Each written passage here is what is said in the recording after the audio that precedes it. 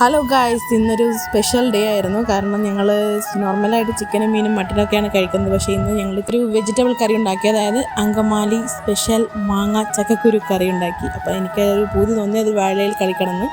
അപ്പോൾ ഞാനും ഉമ്മേനെയും കൂട്ടി പോയി പറമ്പിൽ പോയിട്ട് ആണ് ഞങ്ങളുടെ പറമ്പെന്ന് വെച്ചാൽ കുറേ ഉണ്ട്, ഇത് ബാക്കിലേക്കൊക്കെ കുറേ സ്ഥലമുണ്ട്. അപ്പോൾ വാഴയിൽ വെട്ടി അത് കൊണ്ടുവന്ന് കഴുകി വൃത്തിയാക്കി ടേബിളിൽ വെച്ചു. വാഴയിൽ വെച്ചിട്ടുണ്ട്. പിന്നെ ഉമ്മ എനിക്ക് ഓരോന്നായിട്ട് വിളമ്പിത്തരാൻ തുടങ്ങി. അധികം കറിയൊന്നുമില്ല, പക്ഷേ ഇങ്ങനെ ഒരു സ്പെഷ്യൽ കണ്ടപ്പോൾ എനിക്കൊരാഗ്രഹം, അതൊരു വീഡിയോ ആയിട്ട് ചെയ്യണമെന്നൊരാഗ്രഹം, അങ്ങനെ എടുത്തതാണ്.